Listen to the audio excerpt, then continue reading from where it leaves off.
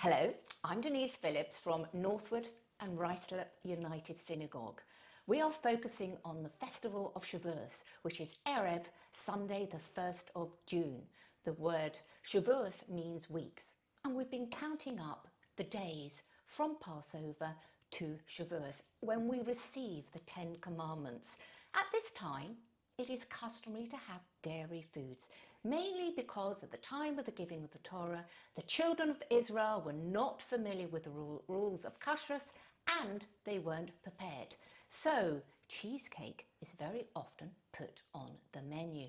Now this is my delicious cheesecake. There's a cheesecake with a difference. It's actually a chocolate brownie cheesecake and it just happens to be vegan. I'd like to share a few tips about what is the best way to make cheesecake, which cheeses are best. The ideal ones are ricotta, cream cheese, curd cheese, or even mascarpone. Most cheesecakes are divided into 3 sections. You have the base, the filling, and the topping. And when you make the base, what you really ideally want is use a baking tray lined with parchment paper. The base is very often made with biscuits, digestive biscuits, ginger nut biscuits, or if you wanted to, you could use sponge, you could use pastry, or even if you want to make it vegan or gluten-free, you can use chopped dates and nuts. The filling, opportunity to use your different cheeses. Make sure it is at room temperature. If you're going to use a vegan cheese, I quite like this one. And if it's going to be vegan, soaked cashew nuts works very well with tofu and even coconut milk. The topping is your way of being creative, whether it's nuts and fruits or grated chocolate, the choice is yours. So I'm going to show you how to make my cheesecake today. As I say, it's a few stages. I'm going to start by sifting, and this is plain flour. So sifting that through, adding a little bit of baking powder,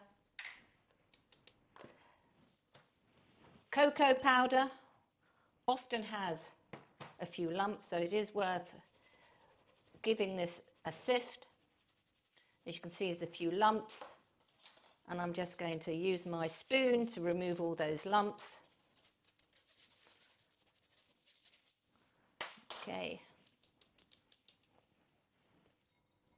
The next stage is what we're going to do is add some sugar, brown sugar, muscovado sugar, whatever you want it to do, so add some sugar.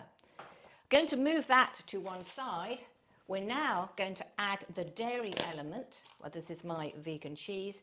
And this is almond milk. And we're going to mix this together. A whisk is quite good to use at this time. So we're just going to use the whisk here and mix that together.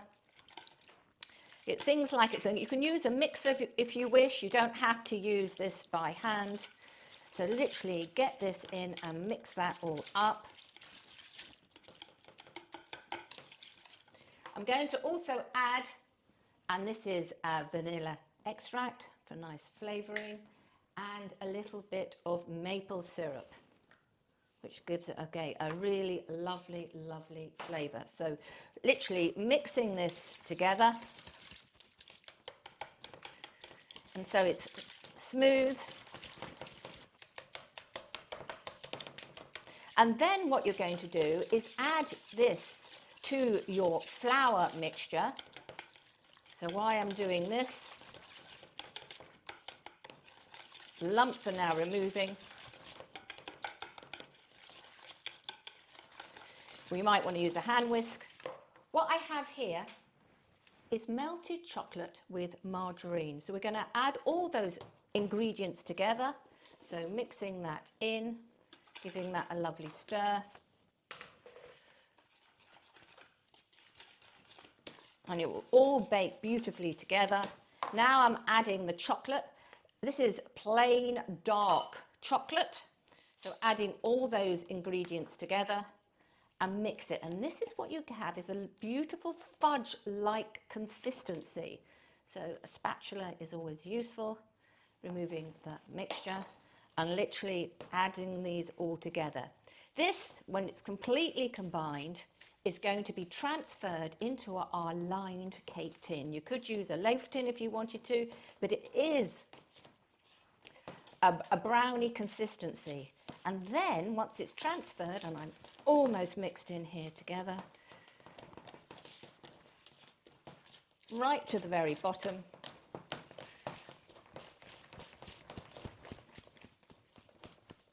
I'm happy with that now. It's all mixed in.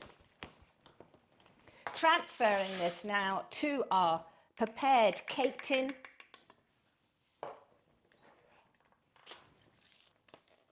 Leveling it out to the side, spreading it to the edges. We're then going to do stage 2 of this recipe. And what that is adding more of the cream cheese, the non-dairy cream cheese, together with a little bit of mascarpone. Muscovado sugar. Let's move that to one side. Let's spread that to the edges. As you can see, it's looking rather fudge-like, delicious. So the next stage, here we have more of my cheese. Let me just remind you, that is the cheese I'm using. In here, and I've mixed this together, is brown sugar or muscovado sugar. I'm going to have little dollops of this and then swirl this in. So a little bit of dollop in different parts of the cake, using this all up. And then swirl this in together with a little bit of blueberries. You could use blackberries if you want. Blueberries are easier to use for kashrut reasons. Right, nearly ready. Using the spatula here to make sure we haven't missed any of this delicious mixture. Certainly worth waiting for in weeks. So just swirl this in using either a spoon or a fork. You can see it's sort of like a marbled effect. Spreading it out to the edges, you get a little white bit. Adding the blueberries right to the corners, and then pressing them again slightly into the mixture.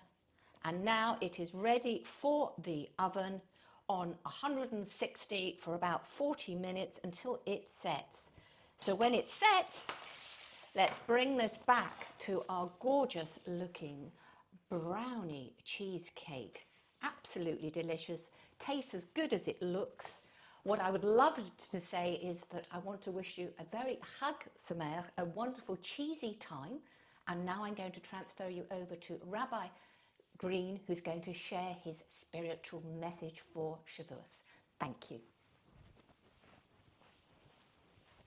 Hello everyone, thank you Denise for something delicious to add to the Shavuot menu. So on Shavuot, we celebrate the giving of the Torah. But one of the most dramatic elements of the giving of the Torah is not in the circumstances surrounding how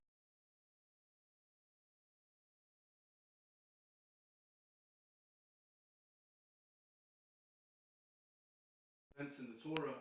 Note the grammatically unconventional use of the singular vayichan and he camped, rather than they camped in the plural, when referring to the Jews as they camped at the bottom of Mount Sinai. Rashi explains the Torah is trying to send us a message, that the Jewish people camped as a single person with a single heart, unlike all other encampments that were accompanied by dissent and dispute. But what was it that created this incredible unity amongst the Jewish people? What is the key to connection between people regardless of any differences that may exist?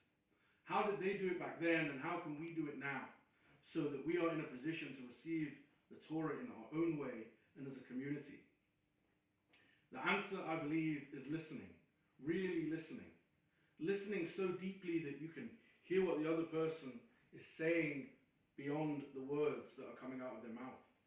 Listening in the same way as we do when we drop a stone into a well and wait for it to hit the bottom.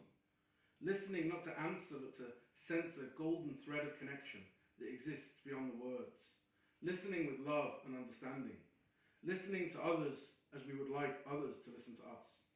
And with that, we will forge genuine, authentic bonds between each other and be in the most perfect position to receive the Torah, its wisdom, its messages, its life lessons, and insight into the very depths of our being. On behalf of everyone at Northwood and Ruislip United Synagogue, I wish you all a good Yom Tov.